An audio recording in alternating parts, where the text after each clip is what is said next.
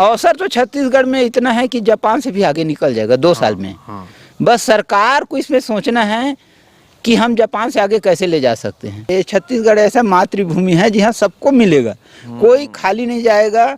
ये धान का कटोरा है। नमस्कार दोस्तों, मैं ओम प्रकाश अवसर। इस वीडियो पर हम मौजूद हैं एक जैविक फार्मर के यहाँ और आपको जैविक खेती भी इस सीरीज पर समझाएंगे। और जैविक खेती के लिए सबसे ज़्यादा जरूरी है गाय, तो हम पहले गाय को ही दिखाने जा रहे हैं। और ये देसी गाय है और दूध निकाला जा रहा है। ये जो खा रही है सर, इसको क्या कहते हैं? महुआ और कोढ़ा, धान की भूसी। महुआ और धान के भूसी। हाँ। महुआ तो बहुत महंगा होगा। महुआ महंगा है, लेकिन पेड़ तो हमारे यहाँ छत्तीसगढ़ का मूल वृक्ष है। तो घर घर महुआ है। हाँ, घर घर महुआ है, तो उसमें महंगा और सस्ता वाली क्या बात है। प्रकृति ने जो दिया वो सस्ता महंगा कभी नहीं होता है। अच्छा, तो महुआ एबिलिटी है तो महंगाई कम है उसकी। घर में उपलब्ध है आंगन में, तो महंगाई उसकी पता ही नहीं चलेगी किसान को, है ना। ठीक है, क्या नाम है सर आपका? मेरा नाम बद्री प्रसाद साहू, रतनपुर से। बद्री प्रसाद साहू जी हैं रतनपुर से। और ये गाय कितनी दूध दी है? छोटी सी गाय है, जरा दिखा दो भाई। ये देखिए, 1 किलो ज्यादा होई का जी? 1.5 किलो का आसपास होई, थोड़ा ज्यादा होई। 1 साल हो गया गाय को। 1 साल हो गया गाय को। हाँ, गाय को बच्चे दिए 1 साल हो गए। हर 1.5 किलो अभी भी दूध दे रही, सुबह शाम 1.5 लीटर। देसी है ना। क्या नाम है तो? कन्हैया यादव। कन्हैया यादव दुहत भाई। अच्छा, ठीक है सर। और कितनी गाय है सर इस तरीके से आपके? मेरे पास टोटल सब मिला के 25 गाय और बछड़े मिला के 25 है। 25 है। हाँ। अच्छा, तो सर इसी से जैविक खेती करते हैं? हाँ, पूरा गायों के भरोसे। तो चलिए गायों को देखते हैं जिनके भरोसे भाई साहब जैविक खेती करते हैं। लेकिन उससे पहले कहूँगा, अगर आप हमारे चैनल में फर्स्ट टाइम आए हैं तो ये चैनल को सब्सक्राइब कर लें और बेल आइकन पर क्लिक कर लें, जिससे इस तरीके के वीडियो के आपको नोटिफिकेशन मिलते रहे। अगर ये वीडियो फेसबुक पेज पर देख रहे हैं तो पेज को लाइक और फॉलो कर लें। तो सर चलिए जहाँ गाय रखें उनको देखते हैं और जैविक खेती के बारे में समझते हैं। ये मुर्गियाँ जरा समझा दीजिए, गाय के पास चलेंगे। अब किसान आदमी है तो अपने ब्यारा पे बाड़ी पे सब रखता है। हाँ, जरा मुर्गी समझा दीजिए। देसी मुर्गी है। अच्छा, देसी मुर्गी है। हाँ हाँ। और मुर्गियों को, गायों का जो किन्नी पेशवा होता है जो जी, हाँ, पैरासाइट, उसको खाने के लिए, सफाई के लिए इनको रखा गया है। अच्छा, ज्यादा संख्या में नहीं है, बाद में छोड़ देते हैं। हाँ, अभी छोड़ देंगे तो गायों के जो किन्नी पेशवा है उसको बीन के लोग खा जाएंगे। अच्छा, चलिए सर, इकोसिस्टम पे इकोसिस्टम पे काम है। तो सर अभी कितनी गाय है? कितने? मेरे पास टोटल 25 गाय और बछड़े मिला के। अच्छा, सारी देसी की हैं? सारे देसी, छत्तीसगढ़ की मूल प्रजाति जो है। ये छत्तीसगढ़ की जो मूल प्रजाति है, इसको क्या कहते हैं? कौन सी? कोसली नस्ल बोलते हैं सरकार की भाषा में। और ऐसे हमारे प्राचीन भाषा में तो इसका कोई नाम नहीं है। कोसली नस्ल। हाँ। ये गाय हाइट में थोड़ी कम रहती है। हाँ, इसका न्यूट्रिशन वैल्यू ज़्यादा है। हाँ। और मिल्किंग कम है इसका। हाँ। हाँ, इसका गाय गोबर, पेशाब और दूध, तीनों का न्यूट्रिशन वैल्यू बहुत हाई है। जैसे गिर थारपाकर पालेंगे। हाँ। और गिर थारपाकर के जो 10 लीटर की दूध है, इसका 1 लीटर दूध के मुकाबले इसका न्यूट्रिशन वैल्यू है, इसलिए इसका ज़्यादा कीमत है। अच्छा। और इसके गाय के गोबर में भी बैक्टीरिया की संख्या ज़्यादा है, उससे 10 गुना, और पेशाब भी ज़्यादा है इसका।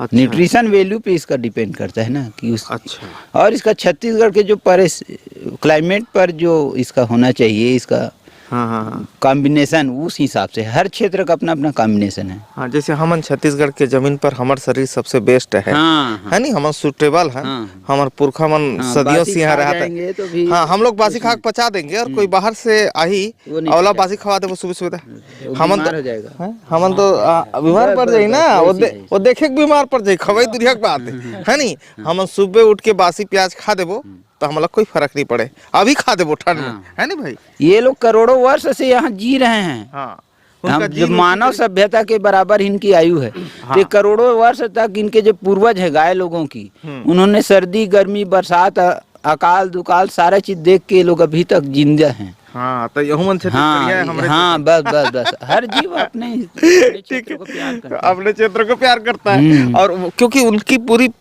हड्डियां मेरे बुजुर्गों की तेरे खाक में है ना। एक जो पीढ़ी से दूसरे पीढ़ी, इनके अंदर भी ज्ञान का स्थानांतरण होता है ना। हाँ। तो वो ज्ञान इनके अंदर स्थानांतरित होते होते इनका शार्पनेस आ रहा है इनके अंदर भी। अब मुझे ये बताइए, ये जैविक खेती करने का इरादा आपको हुआ कैसे?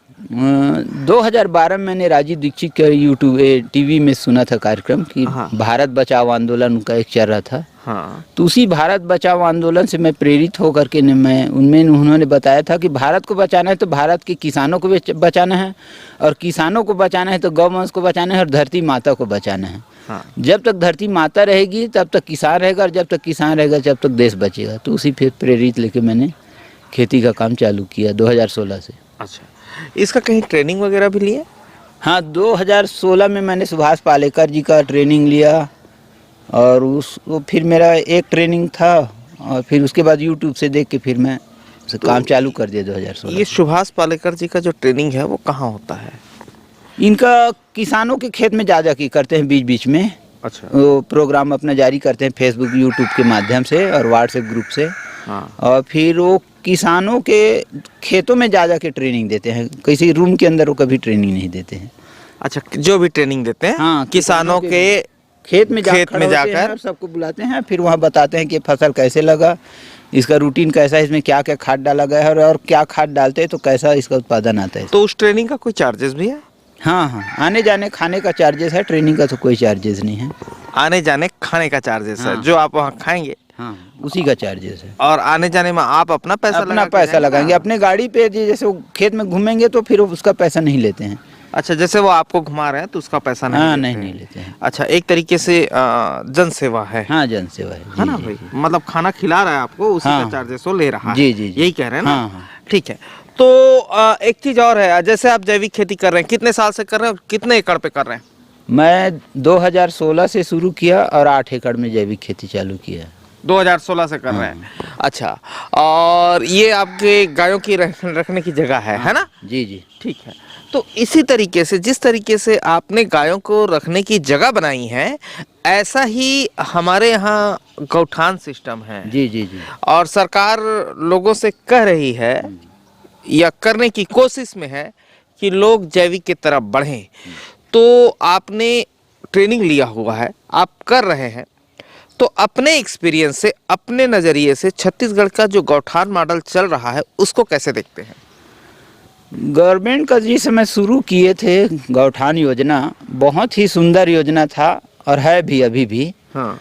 लेकिन उसमें प्रशिक्षण वाला जो स्टेप है उस पर गवर्नमेंट को थोड़ा सा ध्यान देना चाहिए था। हाँ। यदि गौठान योजना के साथ साथ गौठान से जुड़े हुए लोगों को यदि प्रशिक्षण की व्यवस्था किया जाता तो मेरे हिसाब से रिजल्ट उसका बहुत ही सोने पे सुहागा की तरह होता है। अभी सिर्फ सोना है, उसमें सुहागा डालना बाकी है।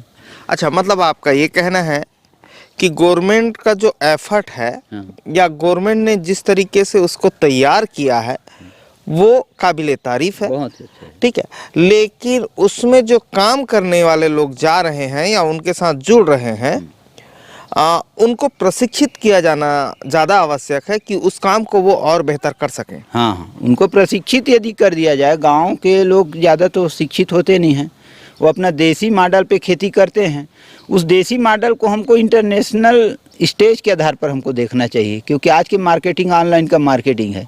तो किसान क्यों पीछे रहे उस ऑनलाइन मार्केटिंग से? उनको इतना प्रशिक्षण दो कि वो अपना प्रोडक्ट ऑनलाइन मार्केटिंग के हिसाब से बेच करके और अपना स्वतंत्र रूप से रोजगार प्राप्त कर सके, मतलब उसे अपना परिवार का भरण पोषण कर सके। अभी जो योजनाओं में खाद वगैरह बन रहा है वो सरकार बनवा रही है और सरकार खुद खरीद रही है और मंडी के माध्यम से लोगों को दे रहे हैं।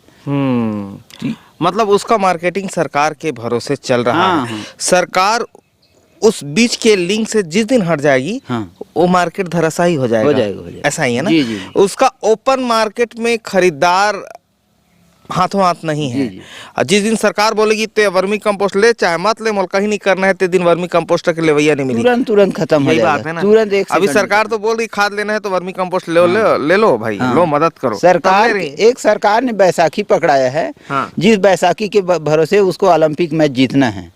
अच्छा, ऐसा है। वो जब तक ओपन मार्केट का डिमांड नहीं होगा तब तक वो योजना अपने ऊंचाइयों तक नहीं पहुंचेगी। तो उसके लिए प्रशिक्षण जरूरी है। आपके हिसाब से आप ये कह रहे हैं छत्तीसगढ़िया किसान है और अपने एक्सपीरियंस के हिसाब से उस चीज को कह रहे हैं, जी, है ना भाई? जी, जी। और कई बार आइडियाज जो हैं वो गांव से निकल के आते हैं। हाँ। बड़े बड़े आइडिया जो आम लोगों प्रशिक्षण का के दौरान एक चर्चा होता और चर्चा हो करके फिर वो एक प्रतिवेदन बनता और प्रतिवेदन किसानों का प्रतिवेदन सरकार तक जाती। हाँ। और वहाँ पर एक जो स्टैटिक उनका विभाग होता जो अध्ययन करता, उसका पूरा अध्ययन करके फिर उसे सॉर्ट आउट करके फिर उसको दोनों तरफ से होता है ना, ज्ञान का आदान और प्रदान होगा, क्योंकि अनुभव और एक थ्योरेटिकल दोनों का सामंजस्य होने पर बहुत ही बेस्ट रिजल्ट आता। अभी भी बहुत संभावनाएं हैं, अभी संभव नहीं। बहुत संभावना है। ठीक है। अच्छा, एक चीज और, आपने प्रशिक्षण की बात की, तो मैं जो है गांव साथ हूँ, अच्छा, ठीक है, औसर मोर गाँव है ना?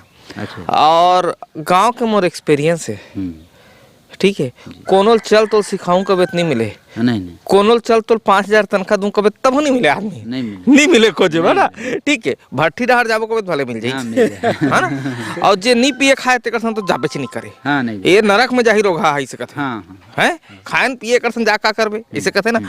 तो आप प्रशिक्षण दे सरकार कह रहे हैं, तो प्रशिक्षण लेने बुलाएगा तब भी नहीं जाएंगे, हाका परवा देगा तो नहीं जाएंगे लोग, यहाँ तो ग्राम सभा नहीं जाते हैं, तो उसके लिए कुछ उनको मिले तब तो जाए, ऐसा हाँ। कुछ देखिए पारितोष आम बात है ये, एकदम सही हकीकत बात है भाई। Practically देखिए, हम थ्योरेटिकल बात नहीं कर सकते, थ्योरेटिकल से कोई संसार बनता नहीं है। हाँ। संसार बनता है फील्ड और प्रैक्टिकल से। हाँ तो जो प्रायोगिक विषय ये है कि जब किसानों को कभी भी प्रशिक्षण दे, हाँ तो किसानों के रहने खाने और कुछ समय के लिए, तो मैं बोलता हूँ किसानों को टूरिस्ट हाँ। मतलब थोड़ा सा यात्रा भी करवाए चल उस तो घुमा के लाओ। हाँ, रतनपुर गाड़ी घुमा में के लाओ। घुमाए और जंगल की परिस्थिति, खेत की परिस्थिति और मार्केटिंग भी क्यों दिखाए हाँ। कि अमेरिका में क्या मार्केटिंग है, मतलब या कोई मान लो नर्सरी लगाया है किसी ने, हाँ। तो उस नर्सरी क्षेत्र में उनको टूरिस्ट करवाया जाए, घुमाया जाए किसानों को, हाँ, हाँ। और उस टूर में आने जाने को उनका खाने पीने का सारा खर्च सरकार दे। देखिए ज्ञान तो एक स्लो प्रोसीजर है। हाँ।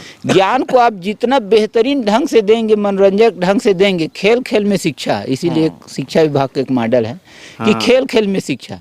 तो किसानों को भी ऐसा ना लगे कि मेरे को पढ़ाने के लिए ले जा रहा है, बोर हो जाएगा किसान, क्योंकि बहुत सालों से उसको ज्ञान मिला नहीं है। हाँ। बचपन में जो पढ़ लिया 10वीं 12वीं, उसके बाद छूट गया है। हाँ। तो उनको थोड़ा मनोरंजन, थोड़ा भोजन, थोड़ा बीज और थोड़ा कृषि यंत्र, ऐसे करके उनको किसानों को सरकार से जोड़ने के लिए कुछ ना कुछ लालच देना पड़ेगा। हाँ। और प्रेम से, छत्तीसगढ़ में कहावत है, खाई मीठ के माई मीठ। हाँ हाँ तो जब तक माँ जो बच्चे को कुछ कुछ खाने को देते रहेगी, तब तक बच्चे का माँ से प्रेम रहेगा। अब बच्चा कितना भी माँ है और कहीं दूध ही नहीं पिलाएगी, तो बच्चा प्रेम करेगा क्या? नहीं करेगा। तो ये तो सिंपली मेथड है इसका। मतलब मोहब्बत से उसको सिखाना पड़ेगा, और लालच से उसको या किसी तरीके से भूलियार के जल छत्तीसगढ़ी में कथे कुछ समय के लिए। हाँ ना, तो वो सिखाल पड़ी, तो वो जब खुद सीख जाई तो अपन लेकर सिखाई, वो सीख जाई तो अपन लेकर सिखाई, तो वो ज्ञान का फ्लो फिर नीचे तक होगा, फिर सरकार उसमें रहे चाहे ना रहे, वो मार्केट अपना चलता रहेगा।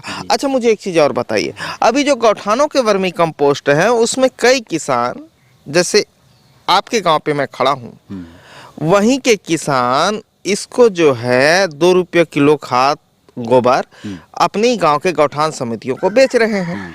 लेकिन जब वो अपने खेतों के लिए उन्हीं से वर्मी कंपोस्ट ला रहे हैं, तो उन्हीं वर्मी कंपोस्ट के वो कंप्लेन करते हैं। तो ये वर्मी कंपोस्ट से वो कहते हैं सामा बदौर होता है, तो ऐसा होता है क्या? देखिए, वो जो वर्मी कंपोस्ट अभी बन रहा है वो अनडाइजेस्टेड है, पूरा कंप्लीटली डाइजेस्ट नहीं है, क्योंकि उसका टेक्नोलॉजिकल से ही नहीं उपयोग कर रहे हैं। उसका और टेक्नोलॉजिकल इसलिए उपयोग नहीं हो पा रहा है क्योंकि उसका कोई देख रेख जो एजेंसीज है, जो कृषि विभाग या जिसी ने भी बनाया होगा, वो एजेंसीज पूरा काम नहीं कर पा रहा है। अच्छा। कि वो जो उसका क्वालिटी सही बन रहा है कि नहीं। तो गोबर गाय ने घास खाई और उसमें जो दाना गया वो अनडाइजेस्ट होने के कारण वो बीज उसमें रह गया। अब बीज रह गया तो फिर खेत में आएगा ही। मतलब वो धान बर चिवरी किसान इसलिए अपने लिए खुद नहीं बना पा रहे हैं। जब अब प्रश्न करे तो उसमें एक प्रश्न था कि किसान इसलिए नहीं बना पा रहा है कि उसको ये नहीं बताया गया है कि आप खुद बना सकते हैं और इसका खुद घर में उपयोग करके ऐसा कर सकते हैं। उसका बेनिफिट दिख नहीं रहा है उसको, किसान में बेनिफिट इसलिए नहीं देख रहा है कि उसका लागत ज़्यादा है और उसे उत्पादन कम है। तो उस और जैविक का जो उत्पादन होता है उसका मार्केट वैल्यू ज़्यादा है, किसान ने मार्केट देने में असफल रहा है। कहीं पर जैविक अलग से किसान के सरकार की तरफ से मार्केटिंग नहीं है। तो भाई किसान अपने ज़्यादा लागत लगा के मार्केट रेट में क्यों बेचेगा? हर आदमी को पैसा चाहिए ना। बात वहीं पे आती है, हाँ। रोजी रोटी पानी पे सबको वहीं अपना पे बात। परिवार घर परिवार चलाना है और ये जैविक खेती का मॉडल है कि इसके साथ प्रकृति बचेगी, लेकिन उसके बदले में भी किसान को कुछ चाहिए। अवसर तो छत्तीसगढ़ में इतना है कि जापान से भी आगे निकल जाएगा 2 साल में। बस सरकार को इसमें सोचना है कि हम जापान से आगे कैसे ले जा सकते हैं। सिर्फ सोचने की कीमत है, सारा संसाधन है छत्तीसगढ़ में। मैं प्रूव कर दूंगा, सारा संसाधन है। बहुत सारे लोग बाहर में कर रहे हैं, मेरे दोस्त लोग जो बाहर विदेशी कंपनी से टाई अप करके जैविक खेती कर रहे हैं, उनको बहुत अच्छे बेनिफिट मिल रहा है। हाँ, अच्छा जी जी। अब संसाधन तो बहुत है छत्तीसगढ़ में। अब इसका उदाहरण तो हम ही लोग हैं। हम लोगों के पास इतने कंटेंट रहते हैं शूट करने के लिए कि जैसे आपके गांव आया हूं मैं, तो यहाँ पे ना 5 वीडियो कर डालूंगा। अब करते करते थक जाएंगे, बोलेंगे बस दादा बहुत गोठियाटे हम जावा था, अब नहीं कर सकन। मतलब इतना कंटेंट हम कवर करते हैं छत्तीसगढ़ में कि हम कवर नहीं कर पाते हैं। जबकि दूसरे जगह जाते हैं तो हमको खोजना पड़ता है, 50 किलोमीटर गाड़ी चलती है। यहाँ एक गांव उतरे कि 5 कंटेंट है। 5 कंटेंट यानी 2 महिला समूह है, 6 घर छेरी है, 2 घर गाय है, 8 वीडियो ही करोगे तोरे गांव में। गाड़ी घूमे ना कहीं, मुर्गी पालन पे हो गया, सुगर पालन पे, छेरी तो घरों घर है नहीं भाई। तो हमारे पास कंटेंट की इतनी अधिकता है और हमारे यहाँ प्राकृतिक जो माहौल है, प्राकृतिक माहौल अभी बहुत ही अच्छा है। बहुत अरबों रुपये पे सरकार कमा सकती है, किसान भी कमा सकते हैं। सरकार का भी न घाटा है, न यहाँ पर न किसानों को, सबको फायदा है। ये छत्तीसगढ़ ऐसा मातृभूमि है जहाँ सबको मिलेगा, कोई खाली नहीं जाएगा। ये धान का कटोरा है, अन्न का कटोरा ही है, इसका नाम ही है कटोरा। जरूरत है लोगों को जागरूक करने की, मैनेजमेंट शिक्षित करने की, और उसकी जो दिनचर्या है सुबह से शाम तक के ना, ओकर दिनचर्या मुख्य धारा में लाने की, उसको परिवर्तित करके सही दिशा में, सही डायरेक्शन में फ्लो कराने की, मुख्य धारा में दिल्ली लाया जाए किसानों को। तो मुख्य धारा में जल्दी से आ भी जाएंगे। छत्तीसगढ़िया लोग इतने भोले भाले होते हैं। ये भोलाच पर हम दुख है थोड़ा टाइट हो छत्तीसगढ़िया और कड़क हो तो और बेहतर होगा।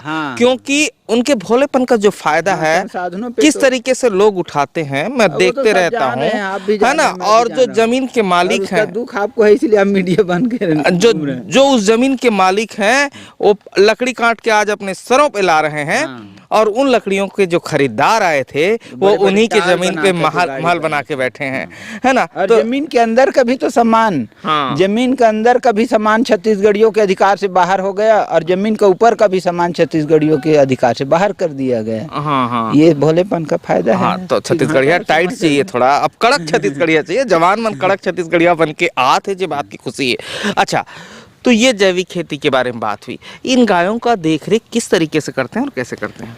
90% देखरेख तो खुद अपना गाय कर लेते हैं, जंगल से चर के आ जाते हैं। हमको सिर्फ 10% पानी, आवास और इसका मेडिकल व्यवस्था, और शाम का 1 टाइम का भोजन।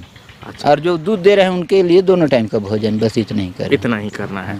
और किसान अगर अपने खेत में जैविक करे मान लो, तो उसको आय होगा, अच्छा आय होगा कि नहीं होगा, इस विषय को जरा समझाइए।